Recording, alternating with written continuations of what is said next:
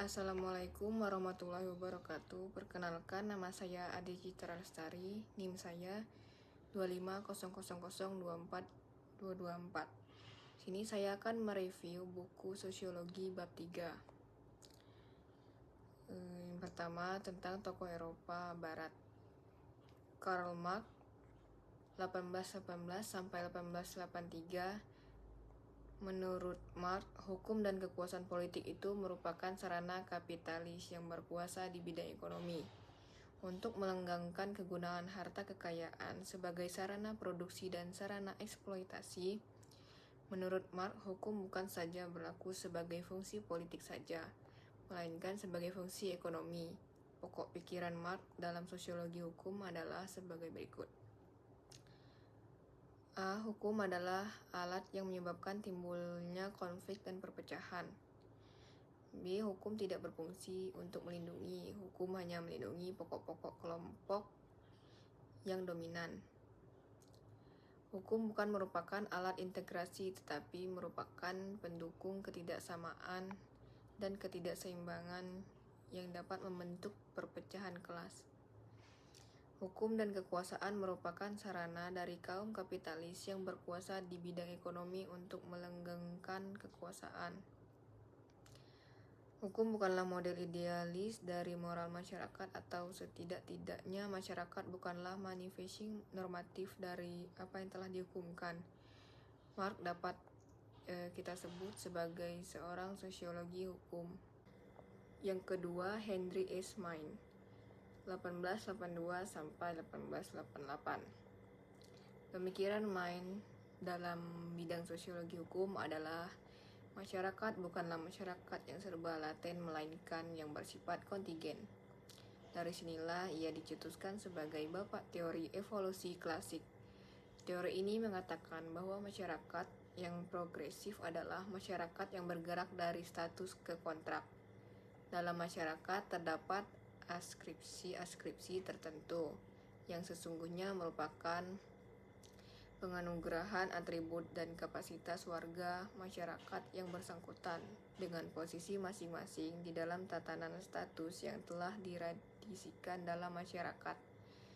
Kenyataan dalam masyarakat akan berubah tatkala masyarakat melakukan transisi ke situasi-situasi baru yang berhubungan dengan membesarkan agresi dalam kehidupan.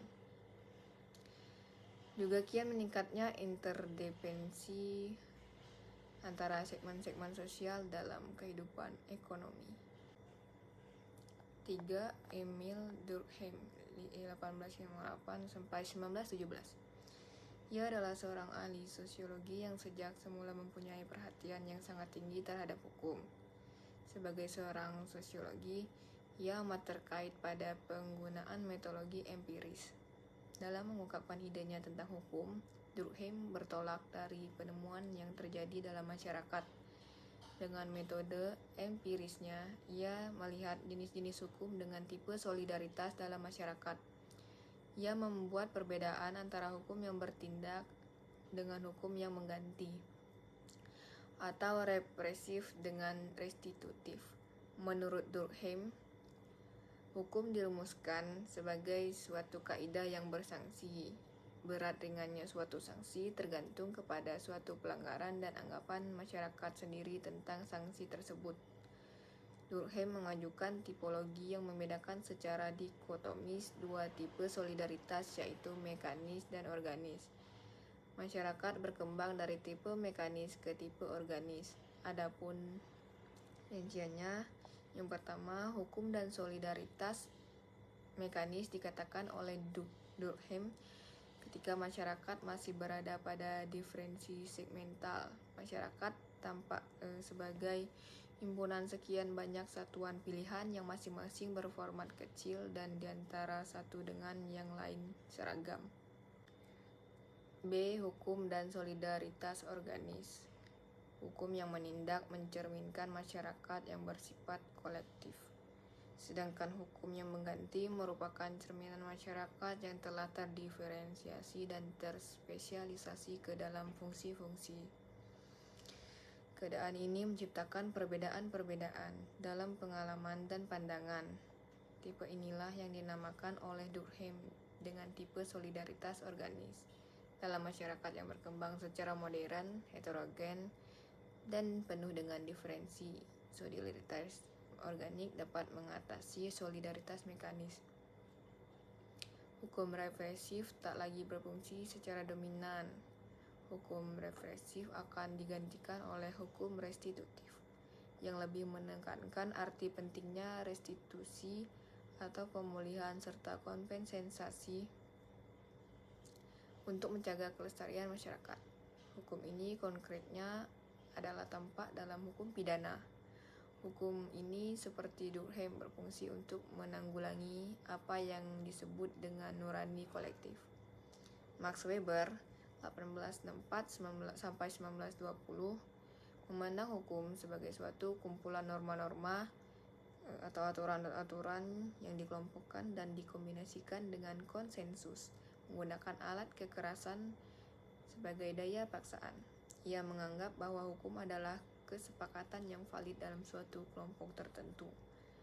Weber disebut sebagai bapak sosiologi hukum modern yang menggarap hukum secara komprehensif dengan metode sosiologi hukum. Usaha Weber untuk menyiapkan ciri yang menonjol dari masyarakat barat membawanya kepada rasionalitas sebagai kuncinya. Tipologinya yang disusun melalui sumbu formal, substantif, dan sumbu rasional, yaitu A. Menyangkut perbedaan bagaimana suatu sistem hukum itu disusun, sehingga merupakan suatu sistem yang mampu menentukan sendiri peraturan dan prosedur yang dipakai untuk mengambil suatu keputusan. B. Substantif, bersifat eksternal dan merujuk kepada ukuran di luarnya, terutama kepada nilai-nilai agama, etika, serta politik.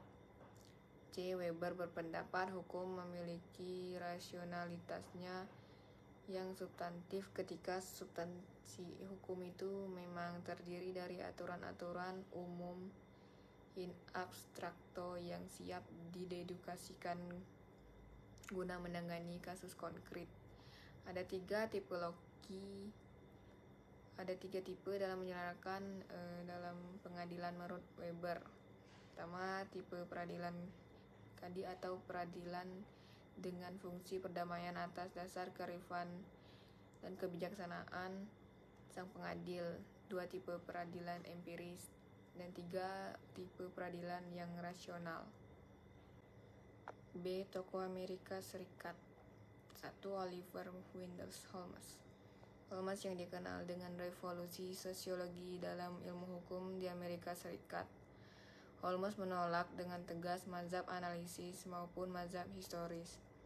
Pikiran utama Holmes dalam sosiologi hukum ini adalah bahwa setiap hakim bertanggung jawab formulasi hukum lewat keputusan-keputusannya.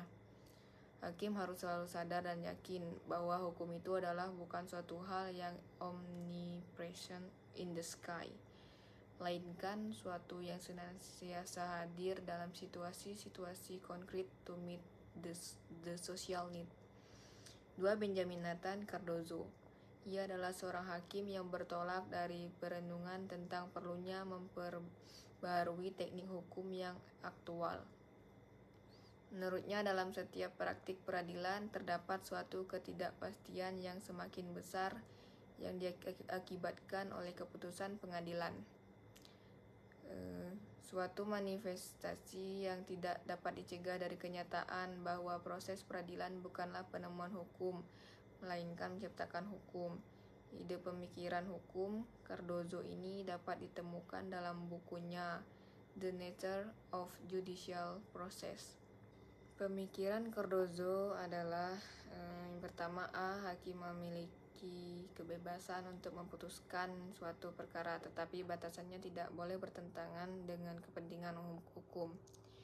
B. Berbagai kehidupan sosial seperti logika, rakyat, sejarah, dan standar moralitas yang disepakati bersama-sama dalam kehidupan merupakan instrumen ke arah terciptanya hukum. C. Hukum harus tetap sejalan dengan kebutuhan-kebutuhan sosial. 3. Roscoe Pound. Pandangan Roskopon adalah hukum diselenggarakan untuk memaksimalkan pemuasan kebutuhan dan kepentingan interest. Ia lebih cenderung melihat kepentingan, bukan etika dan moral dalam kehidupan hukum. Ia mengatakan bahwa hukum ini diperlukan karena adanya berbagai kepentingan dalam setiap bidang kehidupan. Adapun pokok pikiran Pound adalah ia lebih menelaah akibat-akibat sosial yang aktual dari adanya lembaga-lembaga hukum dan doktrin-doktrin hukum, lebih pada fungsi hukum daripada isi abstraknya.